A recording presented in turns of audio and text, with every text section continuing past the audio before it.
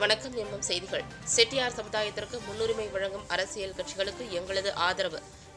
நெல்லை மணி தெரிவித்துள்ளார். புரட்சி கண்ணகி பேரவையின் மாநில நிர்வாகிகள் ஆலோசனைக் கூட்டம் திருச்சி மாவட்ட தலைவர் பூண்டுபாலு தலைமையில் நடைபெற்றது. கூட்டத்தில் நிறுவன தலைவர் நெல்லை மணி கலந்து கொண்டு சிறப்புரையாற்றினார். கூட்டத்தில் தமிழகத்தின் மையப்பகுதியாக திகழக்கூடிய திருச்சி மாவட்டத்தை தமிழகத்தின் தலைநகராக அறிவிக்க வேண்டும். மதுரை விமான நிலையத்திற்கு கண்ணகி பெயர் சூட்டப்பட வேண்டும். செட்டியார் சமுதாயத்திற்கு மத்திய மாநில அரசுகள் கல்வி, அரசியல், வேலைவாய்ப்பு, இடஒதுக்கீடு போன்றவற்றிற்கு முன்னுரிமையும் முக்கியத்துவமும் கொடுக்கப்பட வேண்டும். செட்டியார் சமூகத்திற்கும் முன்னுரிமையும் முக்கியத்துவம் கொடுக்கும் அரசியல் கட்சிக்கு எங்களது ஆதரவு அளிக்கப்படும் உட்பட பல்வேறு தீர்மானங்கள் நிறைவேற்றப்பட்டது. புரட்சி கண்ணகி பேரவையின் சார்பாக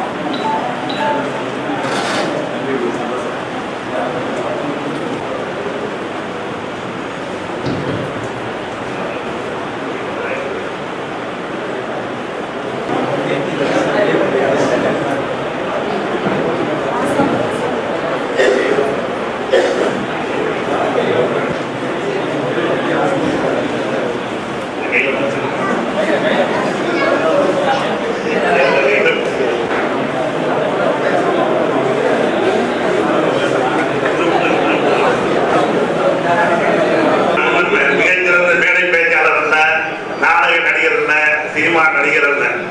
ஆகவே என்னால் அவர் போல் பேச முடியாது. இதையும் தவறு வேலைகள் அதிகமாக இருக்கிறது. எனக்கு மறுபடியும் அவரும் கண்ணகி பேரவையை தேடி வந்திருக்கின்றார். நிச்சயமாக இந்த சமுதாயம் ஒரு நல்ல எதிர்காலத்தை தமிழகத்தின் தலைநகராக திருச்சி மாவட்டத்தை தமிழக அரசு செயல்வடிவம் கொடுக்க வேண்டும்.